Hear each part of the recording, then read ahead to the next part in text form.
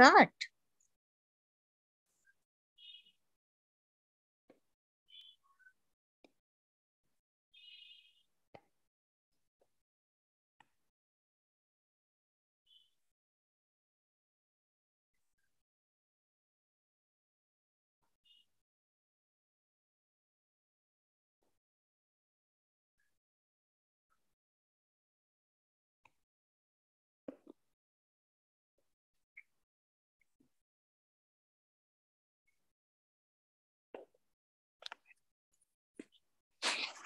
I hope some more students may join. So let us start because our time is only 60 minutes for us. Okay. I hope I'm audible to you all. So in our last session, we discussed about social anthropology, its development, origin, how it is related with various social sciences, and also about the characteristics of tribe and distribution of tribal communities geographically, linguistically, and various classifications of tribal communities we discussed. All these units are under Block 1. And today we'll be discussing our second block, which is on culture. Here in this block also, we are having 3 units. These 3 units describe various details about culture, starting from concept of culture to elements of culture and processes of culture. Now, let's start with meaning as well as how we understand culture. Then we'll proceed to the definitions of culture. All of us are well aware that culture is nothing but our way of living or our style of living. You might have heard many times, people usually say our parents or our elders or other even mass media sources also say this is not culture of our area or our community. This is culture from other societies.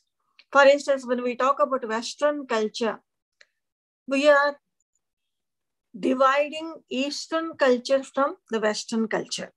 That means Western culture is not ours and our culture is different from Western culture. This idea is there in that concept of Western culture. Or let us say urban culture and rural culture. There are so many theories also. Say for instance, certain psychological characteristics are described as characteristics of urban people by Louis Wirth, like anonymity or superficiality or ever-changing relationships or transient relationships.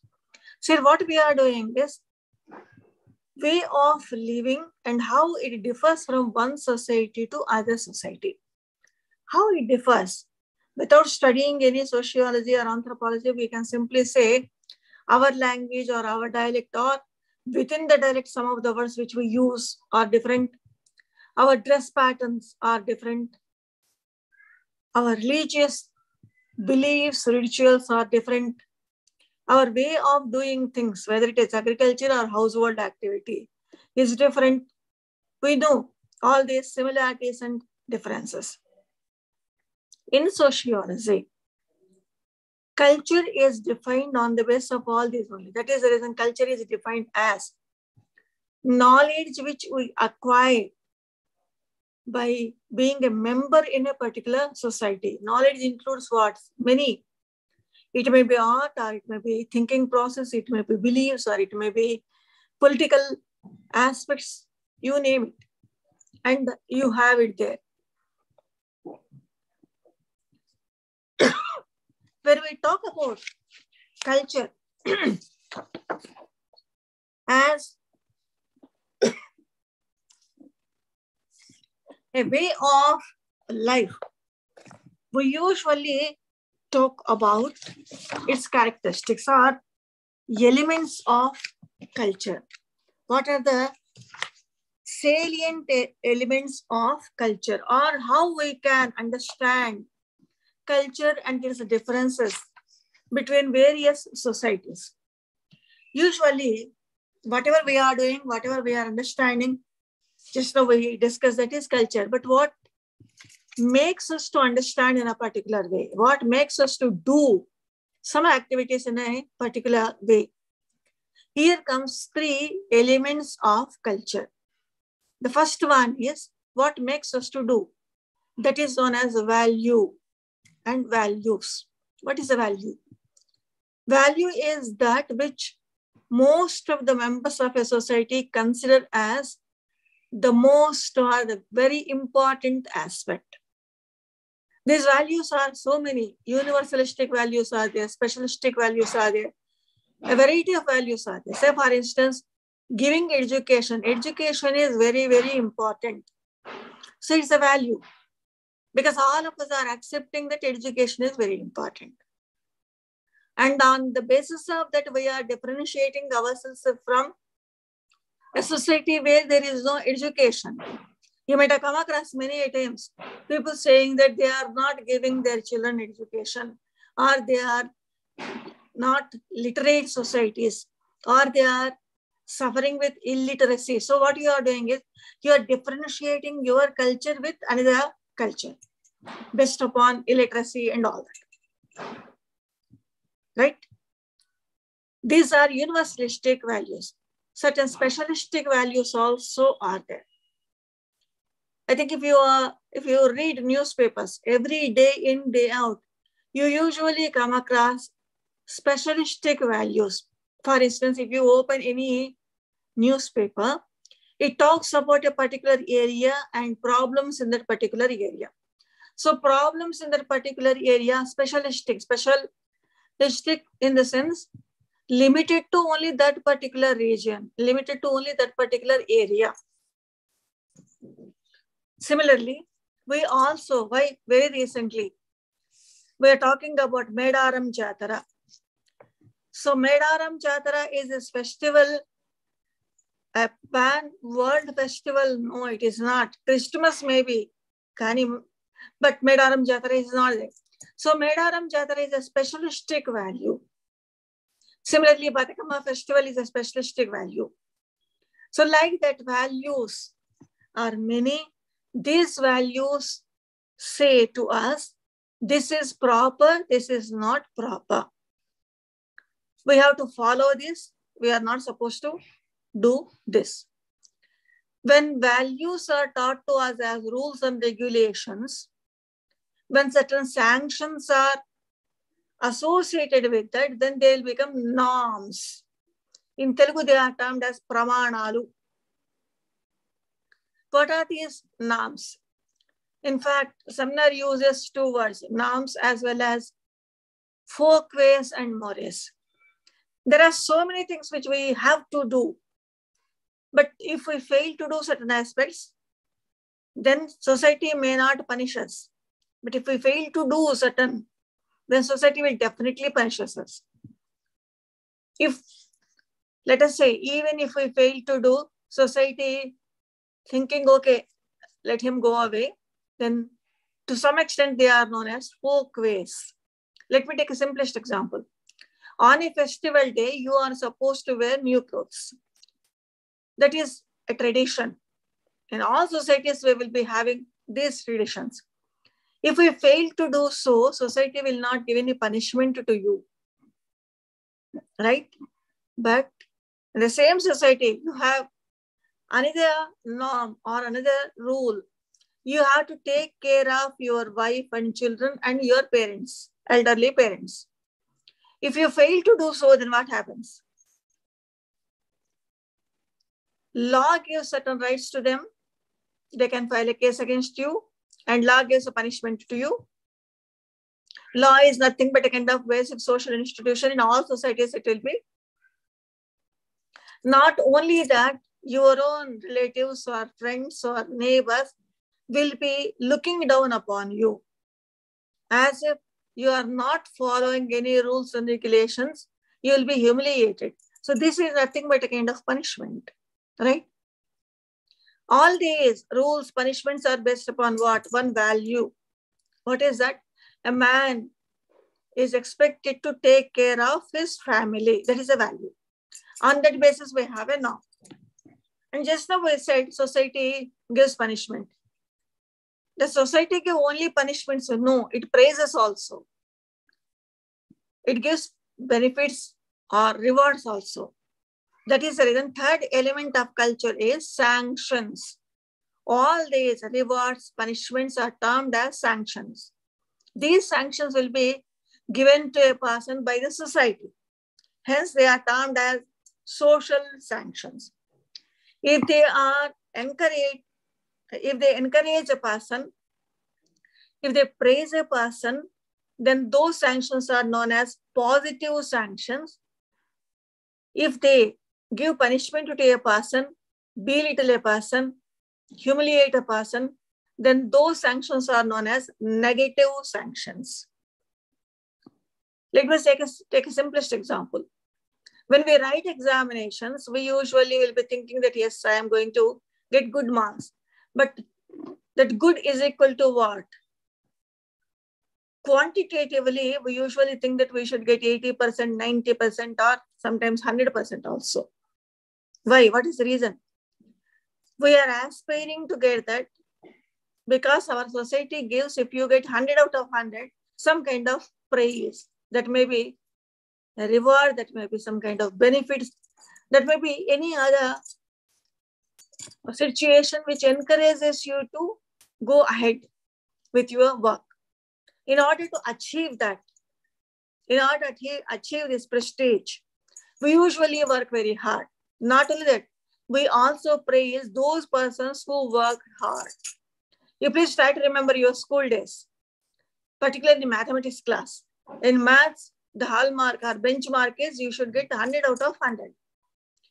If you could get 100 out of 100 in your mathematics paper, then you please try to remember how you were praised by your teachers or school management or your classmates or your friends, etc. All these are positive sanctions which promote conformity to values and norms. What is conformity? Following all the rules and regulations or norms or values is known as conformity. If one is not following, he will be termed as non-conformist. Unless conformity is there, society cannot run.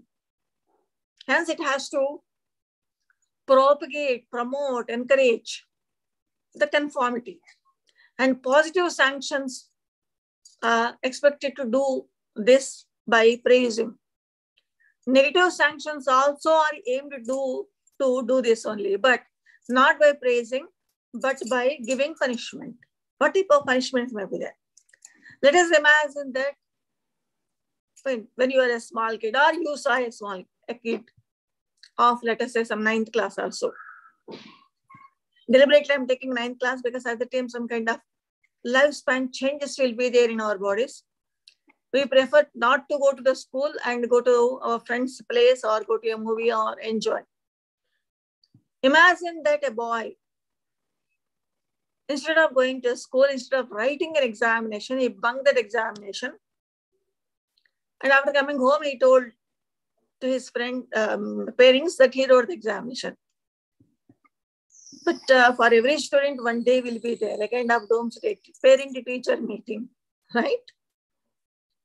When parents went to the school, they found that the boy has not written at all that examination. He was absent for the examination. Parents are very fond of the child, let us imagine. They could not say anything against him, but they avoided him for a day or two. This avoidance also is a kind of negative sanction. Why? What is the reason? This avoidance or that negative sanction is trying to bring conformity, that is following the norms. Sometimes, let us say, a student could not do well in an examination. Everybody will be ridiculing him. Even this ridicule also is a kind of negative sanction. And the pinnacle level negative sanction is capital punishment or killing a person. Even this also will be given by the society. So these are essential elements of culture. Is it clear to all of you? Hello? Yes, ma'am. So shall we proceed? Yes, ma'am. Okay, then. So next part is on definitions of culture. How to define culture, that is, we have to browse through. There are so many definitions. Those who are having books, you can, if you are having book with you, you can refer, because I'll be reading out 1 or 2 definitions from this. Let me take the interesting or simple definition. One definition is given in your book, page number 45. That is given by Harris. A culture is a total socially acquired life way or lifestyle of a group of people. It consists of the patterned, repetitive way of thinking and acting that are characteristic of the members of a particular society or segment of a society. In this definition, first part, of course, we can easily remember socially acquired life way or lifestyle. But the second part, that is pattern and also repetitive. Our culture is always a patterned one. Certain patterns will be there. We'll be thinking on those patterns only. We will not go beyond those patterns. And not in that, we will be thinking like that. Our children, their children, even our forefathers also thought like that. So this is a kind of repetitive way of thinking. Not only that, thinking does not mean only thinking, even feeling also. Say, for instance, let us say, we strongly believe in certain norms or values linked with, let us say, friends. A friend in need is friend indeed, nowadays is there in English. So friendship is a kind of reciprocal relationship. If, let us say, your friend is not reciprocating to you, then what do you think? Usually you think that that person is not at all a good person or not a friend. Will you stop there? No. Even future relationships also are linked with this particular image only. So repetitively you are thinking about a particular person in a particular way. And that thinking is nothing but a kind of feeling. It is not exactly thinking. And you will be acting accordingly. Right? Now, if you see another definition, structural functionalist Malinowski defined by using some technical terms, instrumental reality and apparatus for the satisfaction of the biological and derived needs. Culture is nothing but a kind of mechanism, he says.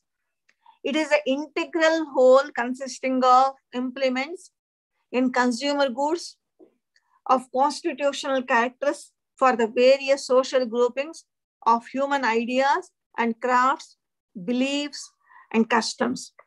He tried to enlist various aspects of culture. It is not a mere things or feelings, but much, much more than that. Whatever we are using, all those fall under the category of culture. If so many aspects of culture are there, then how to understand it? One easiest way to understand culture is knowing about its characteristics.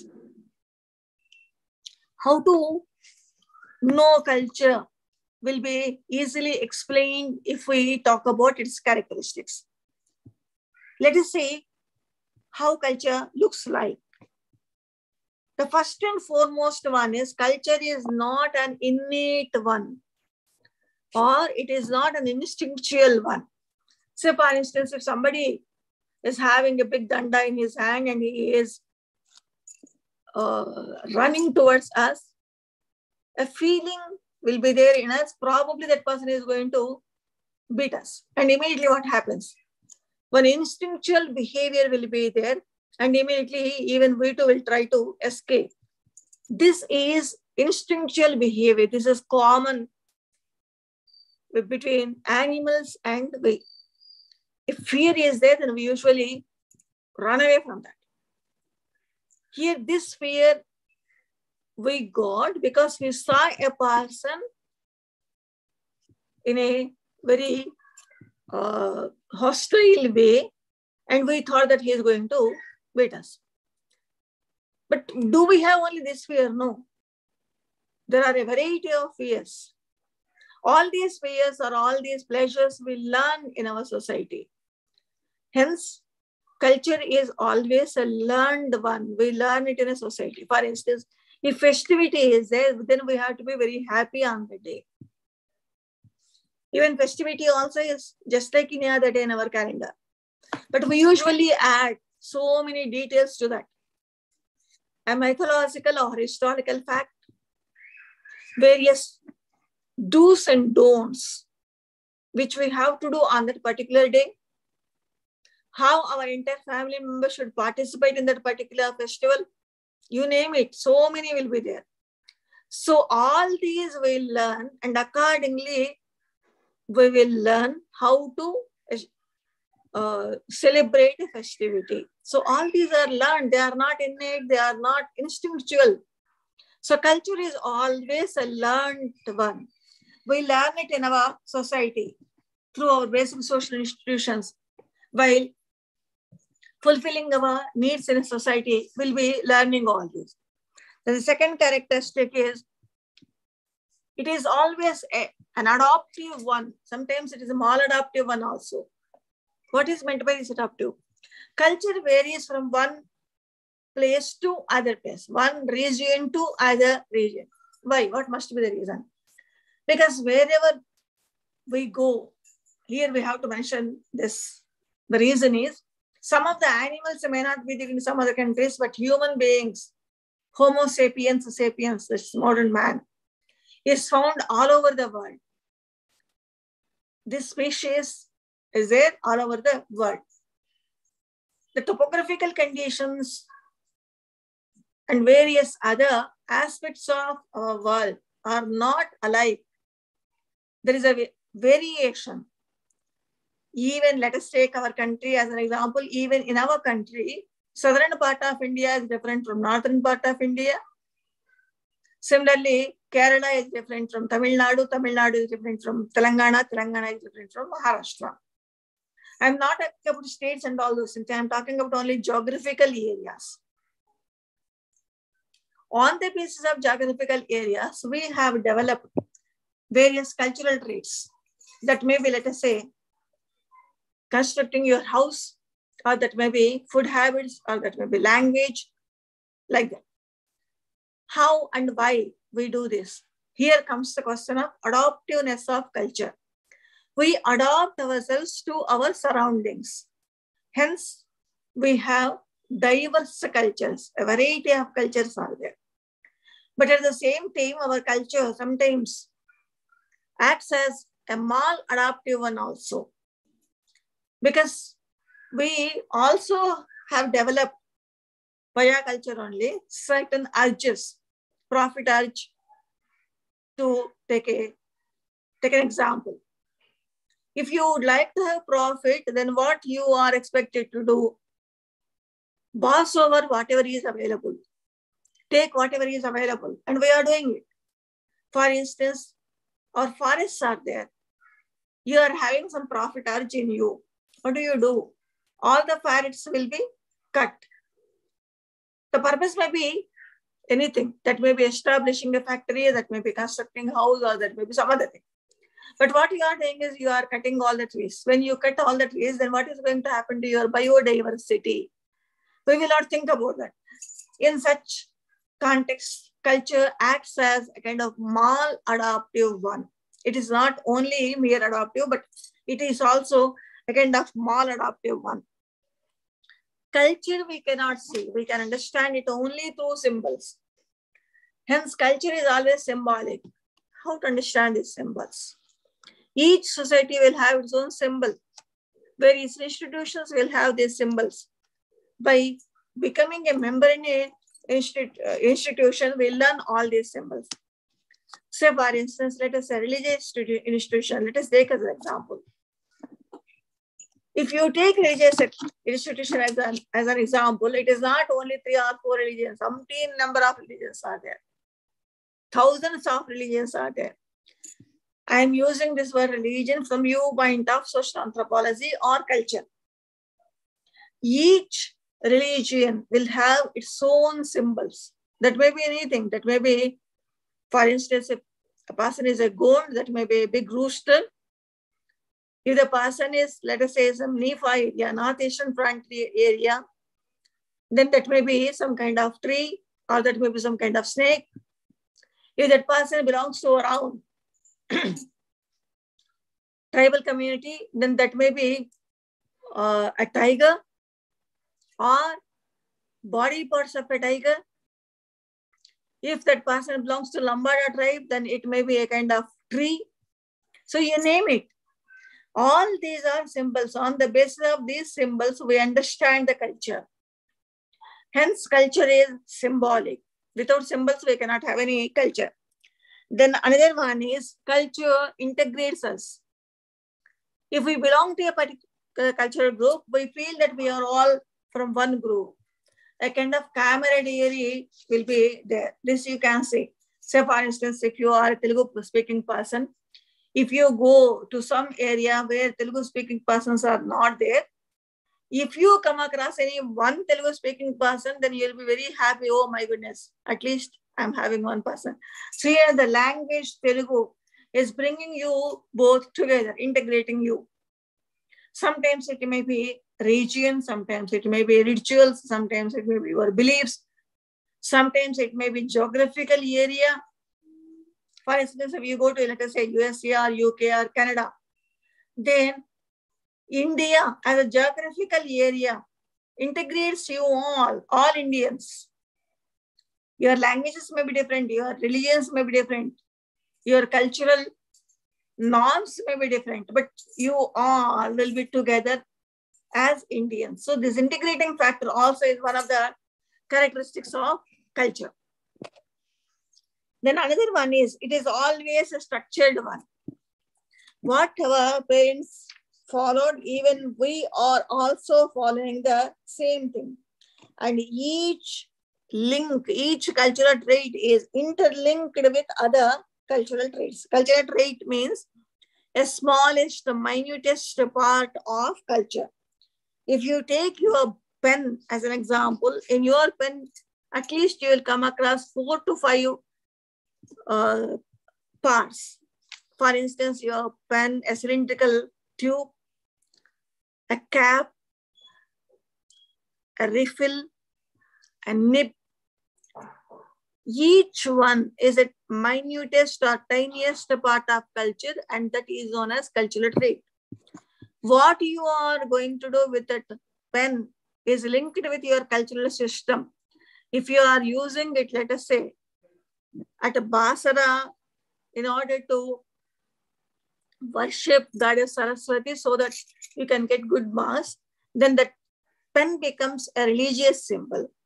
If you are writing an examination, the same pen will become a part of educational system, right? If you are having a shop and you are selling a pen, the same pen will become a part of economic institution. If you are asked to sign on your ballot paper, then that becomes a part of your political system. So like that, various aspects are structurally patterned in a culture. Culture also creates. That is the reason why we say culture is dynamic. We learn from our forefathers, our culture, and we too add something to that culture.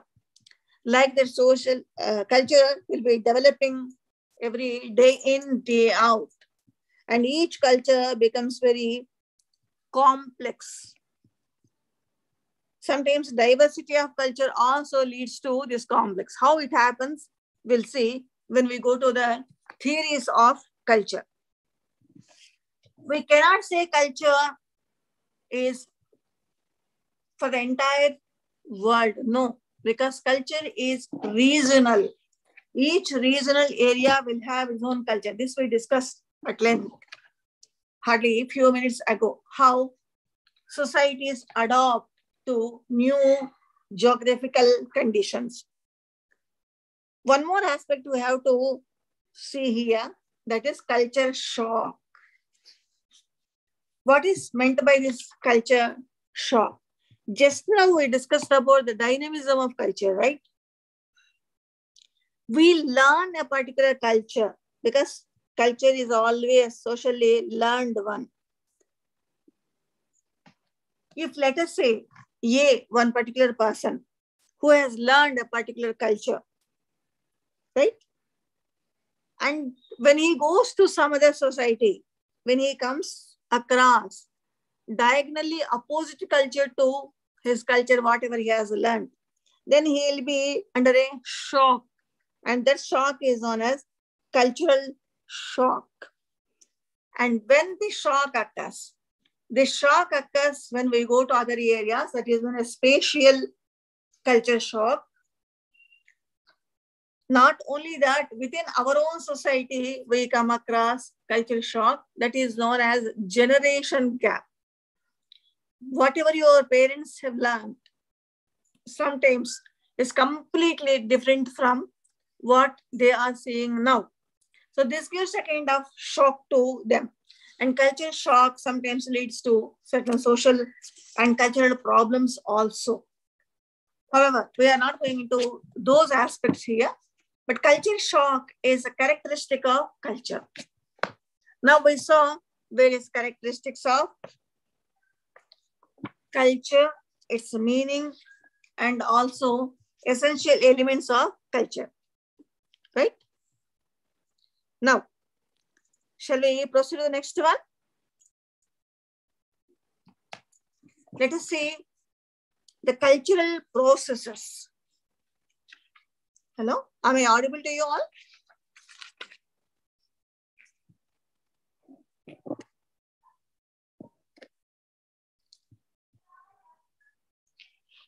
Hello?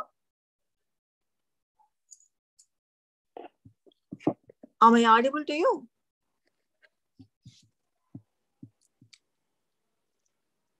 Sanjana, Sai Kumar, only 2 students are there. Okay, let me proceed to our next topic for today's session, that is cultural processes. What these cultural processes talk about? Before going into the concept of cultural process, it is better if we see another concept, namely ethos of culture. What is meant by this ethos of culture? Ethos of culture can be described as the ethics. And these ethics will be believing, and in our day-to-day activities, we'll be taking them into consideration. And these ethical principles we will learn as member in a society, right? Our beliefs, our thoughts, our behavioral patterns, our various norms related to our behavior, all these are part and parcel of our cultural ethos. Since they are different from one society to another society, we will see a variety of cultural ethos, or let us say various emotions linked with cultural aspects. These emotions may be linked with certain values also. Say, for instance, what is good, what is not, or how to be calm and how to express your anger, or how to show your compassionateness, or how to exploit, what type of exploitation is accepted and which is not, normality and abnormality, honesty and dishonesty, all such things will be described and determined by cultural ethos of a society. For instance, if you talk about Hindu society, we talk about dharma. a person should follow dharma. So dharma is nothing but a kind of part of cultural ethos. Similarly, in other societies also, we come across various details. When culture is described as a design for our living, and also it is dynamic, then we have to see how culture changes. And this changing process, we can understand by understanding cultural processes. Process is nothing but a continuous one. Continuously, repetitively, it should be going on. Then we call any situation as a process. We know that culture of our society during, let us say, 18th century or 17th centuries is different from 21st century, right? There are so many factors for this. We are not going into those factors here. We are not analyzing factors of change. That is entirely different subject matter. Here, our emphasis is on how culture changes. Not on facts, but how the process goes on. Here, anthropologists, particularly cultural anthropologists, talked about certain processes through which culture changes. These processes are 4. The first one is diffusion. Secondly, acculturation. Let me start with diffusion. What is meant by diffusion? The meaning of this word diffusion, all of you are well aware, right? What happens in diffusion? Spreads over. Diffusing means spreading over. If 1 or 2 or quite a good number of cultural traits are diffusing or spreading over, then definitely cultures change. Then I know you are going to ask a question, why do people do that? There are many reasons. We may borrow some cultural traits from other societies. All of you are habituated to brush your teeth with a toothbrush, right? This toothbrush is not from our culture, not from India. We have borrowed it from other cultures. And now toothbrush has become part and parcel of our culture. Let me take another example. Most of us drink coffee. Prior to the advent of Britishers, drinking coffee was not there in our country. Even at 16th century, also it was not there. By 17th, 18th centuries also, only few people. But come 18th century, or when Britishers established their rule, then many people from Britain migrated to our country as government employees. And people who were working with these, they have adopted one, cultural trait of the British society, that is having coffee at the early morning, breakfast. And now you know, many of us start our day with a cup of coffee. So coffee drinking is one cultural trait. It is diffused from the British society. Once upon a time, we never used any chilies, mirapakayalu. When people migrated from other countries to our country, then they brought chilies from other countries. We started growing it. Now you know, chili is a commercial crop and how chilies play a vital role in our day-to-day life. If you are cooking something, the chili powder should be there, right? All these examples clearly show that diffusionism is a process which results in the development of culture. And what factors facilitate diffusionism? Or how can we understand the patterns of diffusionism? We usually come across 3 different patterns. One is direct contact. Just now I mentioned Britishers coming to our country, there is a direct contact. That is one way. Then the second one is intermediate contact. If some other persons adopted it and we too have adopted it, then we can call it a kind of intermediate contact. How? Let me take a simplest example. Now, whenever European merchants or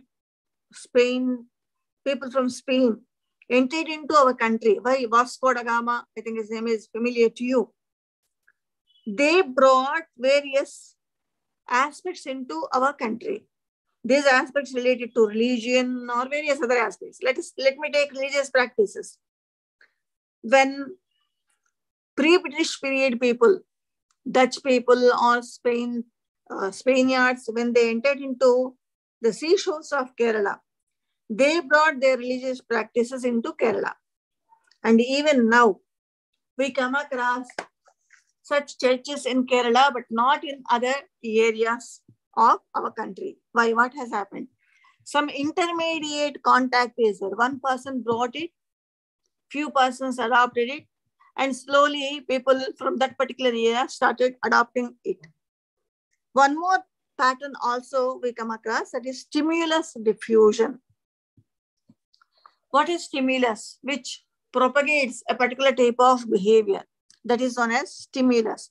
And we always respond to the stimulus or stimuli. Stimulus is a singular term and stimuli a plural one. Many times we take various aspects as stimulus. Let me take a simple example. For instance, we are using English, right? Now, English-based education is nothing but a kind of stimulus for us. Education does not mean learning some kind of, let us say, literature from our country. Education is understood as learning Western education or English-based education. So here, the language is working as a stimulus. And with that, we have adopted so many things into our culture. The second process is acculturation. When this acculturation occurs, what it is, let us see. Acculturation, to some extent, similar to diffusion. The reason is both of them define cultural change as a combination of two or more than two cultures, or one culture being exposed to some other culture. But acculturation is defined and described by British anthropologists, particularly. What they say is taking any one particular area's culture as dominant culture and learning it. That is known as acculturation. So we'll be having not different cultures, but any one culture.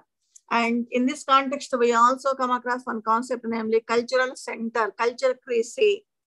German anthropologists also talked about this. How this acculturation occurs?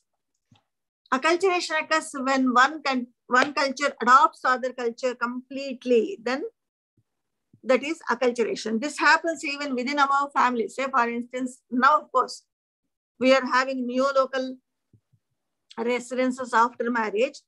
But until, let us say, even now to some extent in some areas, when a lady is married, of daughter-in-law is expected to learn everything, cultural aspects of her parents-in-law's family. This becomes a kind of part of her life.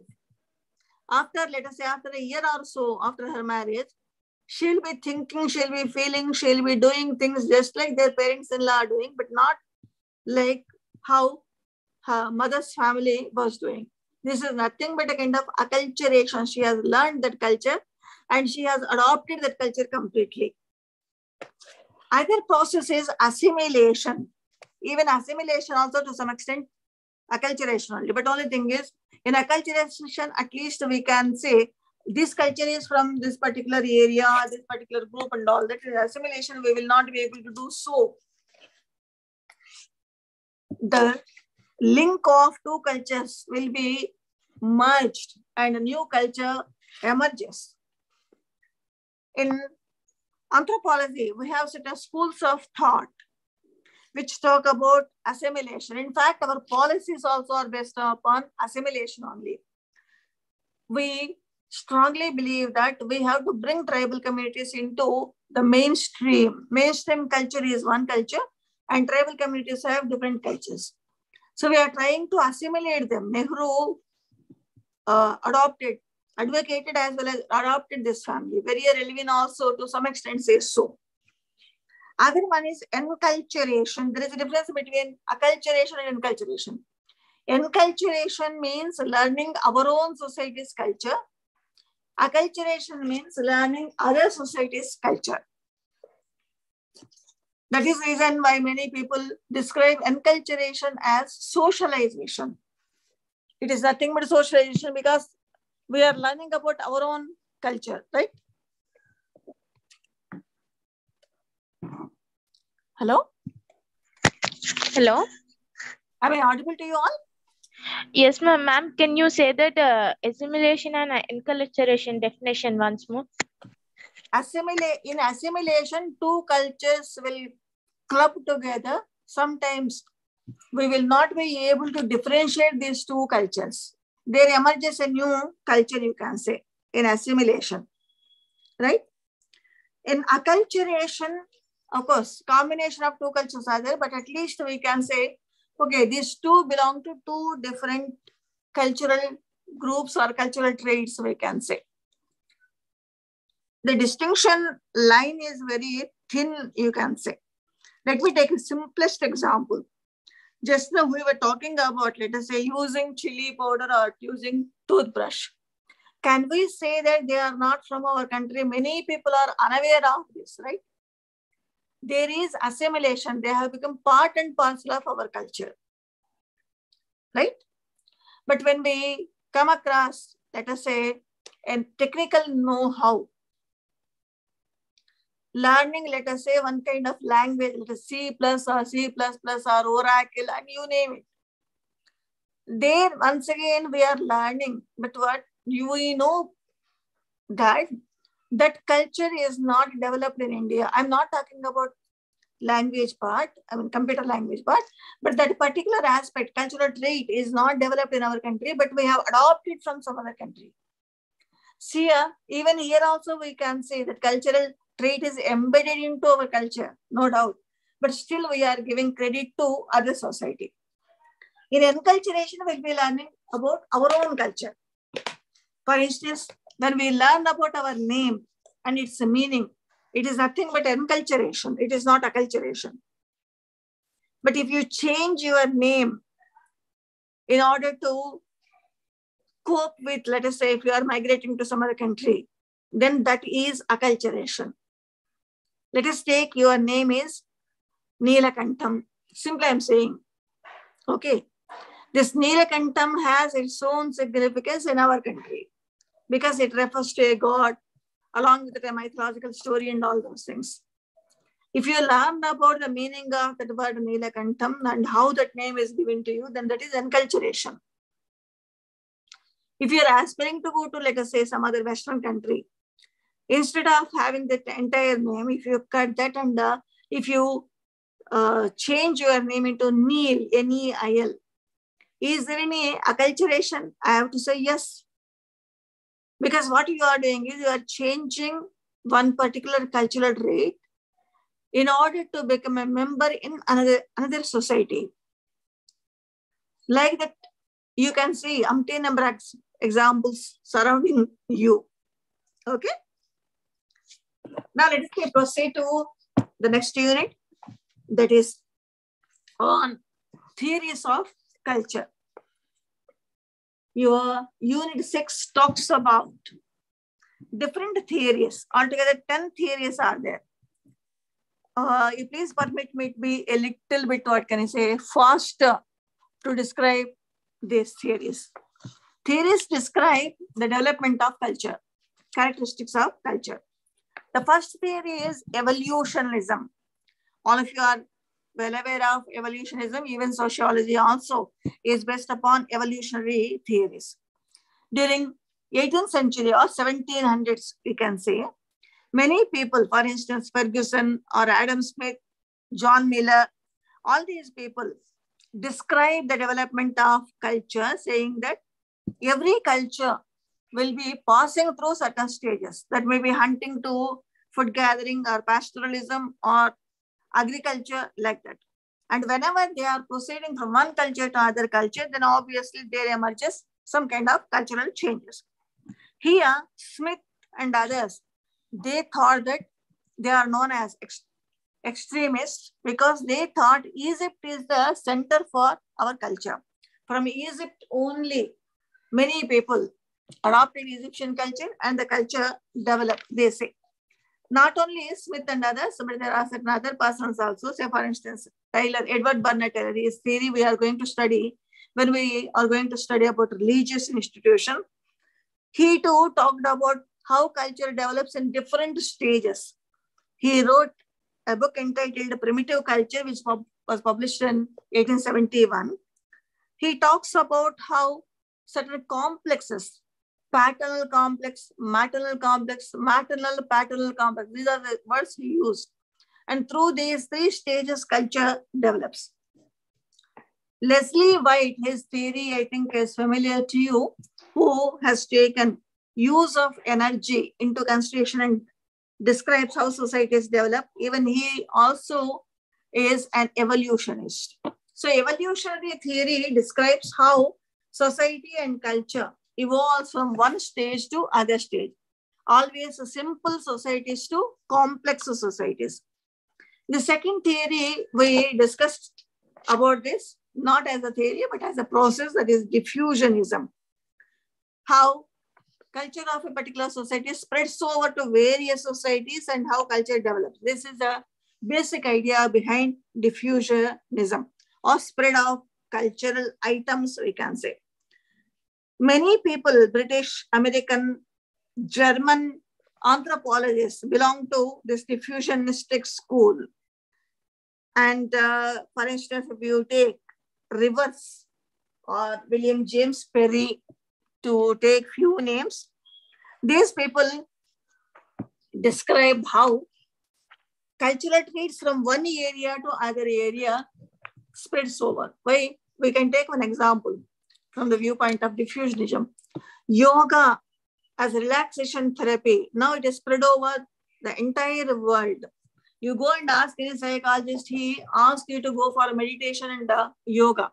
It has become a part and parcel of psychology all over the world. Now what has happened? Yoga and meditation from India spread over to various countries. So for this purpose, I have already mentioned one word, cultural cliche. So India has become a cultural center. From India to various other countries, they have spread over. Another one is historical particularism. All of us are well aware of this school. Karl Marx belonged to this school, and among the anthropologists, this historical particularism was formulated by Franz Boas. In fact, he wanted to criticize the unilineal, that is simple society to complex society, unilineal evolutionary theory. And in that context, what he says is, what is very important historically, and only that aspect decides whether one particular cultural trait is going to be spread over or not. Robert Levy, Ruth Fulton Benedict, or Alfred Tober, even these persons also belong to this school, and they follow Gestalt theory, configurationism we usually call it. Each aspect of culture should be placed in a particular way, in a particular place. Then only society runs smoothly, or else it will not. Or else it will be considered as maladaptability. How it happens? Starting from Boas to Ruth Fulton Benedict try to describe this. Another major theory, all of you are well aware, structural functionalism. Or Sir James Fraser, or Malinowski, or Radcliffe Brown, all these persons describe culture as a big unit, having so many elements, so many parts. All these parts are arranged in a particular way, and understanding that arrangement is termed as structural aspects. Each part is having a specific function, and understanding these functions also is a duty of an anthropologist. So structural functionalism describes culture as a structure, a patterned one, a repetitive patterned one, elements of which are always having a function. If that function is no more, then that element will collapse. That element will vanish. In that place, some other element will come. When some other elements are coming, slowly culture also grows. So cultural growth happens because of this structural functionalism. Brown, Malinowski, or Nadal, or HMBT, all these persons talk about functionalism and structural functionalism. Not only that, we are having functionalism and structuralism also. For instance, SF Nadal talked about only structural aspects, whereas Malinowski talked about only functional aspects. When we talked about the definition of culture, I think you remember, Malinowski describes culture as a mechanism, only functions he is talking about. Whereas Nadal talks about various aspects of culture. And these people also describe and how culture and personality all are interlinked. Marxist theory, all of you are well aware. He talks about class conflict and various cultural aspects of different societies. For instance, a Fabian or feudal society or capitalist society or socialist society, how various societies are having different cultural traits he has explained. Next comes feminism. In fact, feminism to some extent takes many aspects from Marxian theory. Marxian theory is based upon inequalities. Similarly, we have also taken Ruth Benedict or Margaret Mead, their studies also. Feministic view of anthropology or culture talks about how societies define and describe culture on the basis of gender. After 1980s, new theories came into existence, and these theories are known as postmodernism. And here, various reflects actions of human understanding or how people are understanding consciousness, quote unquote. Presently, these aspects are termed under postmodernism. In postmodernistic school, we sometimes criticize old evolutionary theories or historical materialistic theories and all that. We say what is happening now that we have to take into consideration, but are not constructing a particular theory. That is the reason postmodernistic method is known as deconstruction or deconstructive method. Of course, just like any other theory, even postmodernistic theory also was criticized because some of the aspects we will not be in a position to understand and explain by simply following deconstructive theory or taking into consideration only the present day social phenomenon. The reason is many tribal communities are there, they are still living in the past only. We have to have a kind of bridge between the traditional tribal communities and the present day societies. And that bridge type theoretical orientation is not there in postmodernism. This is one of the criticism of postmodernism.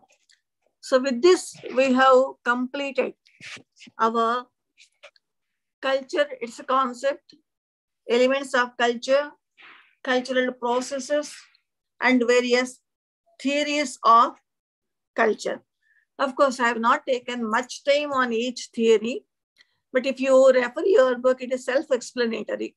So I request you to go through all these lessons and we'll see in our next class, that is tomorrow. Do you have any doubts or any comments? Hello? No, ma'am. Were you able to understand? Yes, ma'am. Okay, then see you tomorrow at the same time. Okay, ma'am. Thank Bye. you. Take care.